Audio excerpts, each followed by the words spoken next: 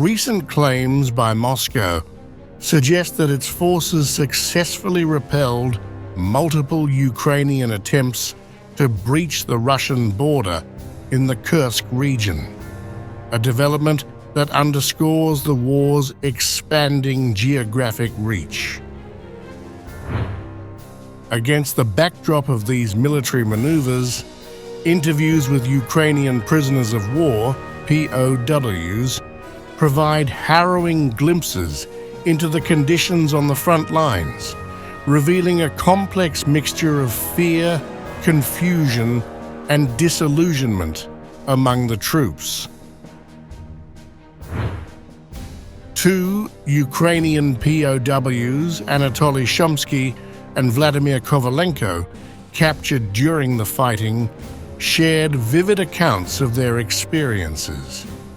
Shumsky, a civilian who was conscripted early in the war, described his sudden transition from working at a local market to being sent to a foreign military base in England for brief, rudimentary training. His journey led him to the Zaporizhzhia frontlines, where disorganization within his unit, along with constant changes in command, left him feeling abandoned and ill-prepared. It was around the 20th of January, approximately. We went to England. As far as I know, the base used to be a prison. They didn't let us leave the base. If there were trips to the trenches, a bus would come, and we were taken there and back by bus. In our platoon, the commanders changed like gloves over 6 months. There were 6 or 7 of them. One ran away, one got discharged, one transferred. There was even a time when there was no one at all. Then they told us to pack up. We were going to Kharkiv's. He attempted to avoid active combat, going so far as to file reports asking to be reassigned, but those efforts were in vain. Instead, he and other undesirables found themselves in dangerous positions near Natalivka, where he was eventually captured after a brief but intense confrontation with Russian forces. We lived in a tuberculosis sanatorium. A few people got tuberculosis. Then they took me near Zaporizhzhia. I tried to avoid getting involved, to the point where I even wrote reports to avoid going. Then the platoon commanders beat us badly. They just gathered all the undesirable ones and took us to Natalivka. They told us we were attached to the 118th Mechanized Brigade. There were heavy losses, both in the 48th and the 118th. The guys started to go AWOL.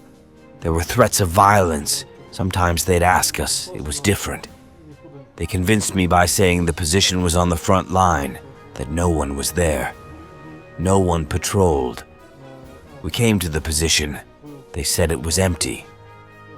Find a bunker, they said. We found a bunker. I was about 100 millimeters behind, maybe slightly less. While he found the bunker and sat nearby, I came up and said, "Go into the bunker." Everything seemed fine. We started going in, and 3 guns were pointed at me.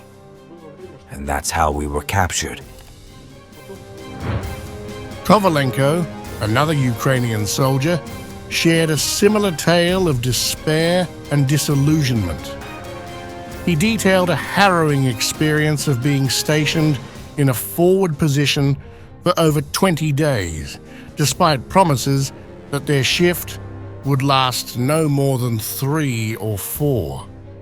Constant bombardment, inadequate supplies, and minimal communication with command left him and his fellow soldiers in a state of constant fear and anxiety. They told us to hold the position. We had a radio and kept in touch, telling them everything was fine, even though we were under constant shelling. They'd say, "Take cover." But what cover could we take if there was nothing left of the forested area nearby? Yes, it was terrifying. I thought I would be killed or suffer such a wound that I'd be left behind, rotting in the forest. Maybe I'd lose a leg or an arm. I thought about that. His reflections reveal the psychological strain on the soldiers and the growing frustration with the Ukrainian military command. I realized that life wasn't given to me to go fight or do something like that. Not for the promised money or anything else they offered. Money, not being thrown in jail for refusing to fight. They said you could be jailed or fined if you refused to go to war. At the training center, they taught us to shoot and stuff. But once you're in it, you realize there's no way to fully prepare for something like this. I don't know. I advise people to consult with someone, but not to go to the military enlistment office or to this war. War won't lead to anything good. No promises will help, and I doubt war will protect. His account, much like Shumsky's, is filled with regret and a deep sense of betrayal by military leadership, which he believes used threats of imprisonment or heavy fines to coerce them into service.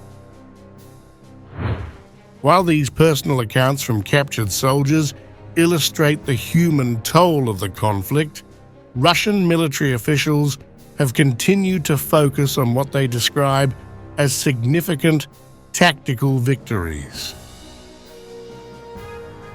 In a detailed report released by the Russian Ministry of Defense, Moscow asserts that its forces repelled multiple Ukrainian incursions near the Kursk region, particularly around key locations like Daryino, Lyubimovka, and Plekovo.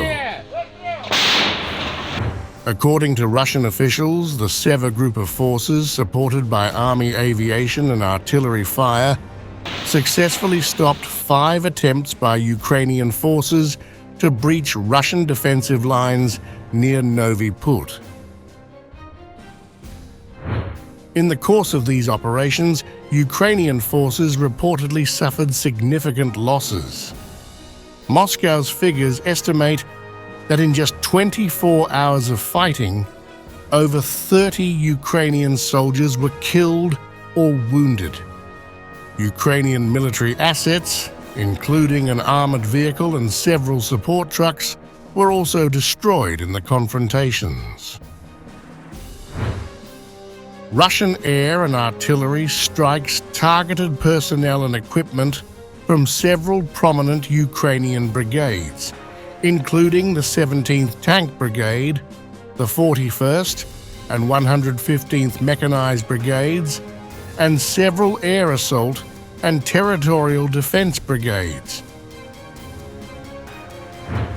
These latest confrontations in Kursk form part of a broader escalation in the conflict, where Ukrainian forces have been trying to push into Russian territory despite suffering heavy casualties and equipment losses. The Russian military claims that since the start of hostilities in the Kursk region, Ukrainian forces have lost over 20,200 troops, along with hundreds of tanks, armored fighting vehicles, and artillery systems. These numbers, though difficult to independently verify, reflect the high stakes of the battles currently playing out along the border. The involvement of the Kursk region, a territory far removed from the traditional front lines in southern and eastern Ukraine, marks a significant shift in the war's dynamics. Historically, areas like Kursk have remained insulated from the direct fighting. But as Ukrainian forces seek to strike deeper into Russian-held territory, the conflict is becoming more unpredictable. The Russian Ministry of Defense has made clear that the Kursk battles are just one element of a much larger campaign. In the last week alone, Moscow reports launching 29 high-precision strikes using a mix of hypersonic missiles, drones, and traditional artillery, targeting Ukrainian military installations and key infrastructure in Sumy and other regions. The goal, according to Russian officials, is to degrade Ukraine's defense capabilities by attacking critical energy facilities, military airfields, and arms depots.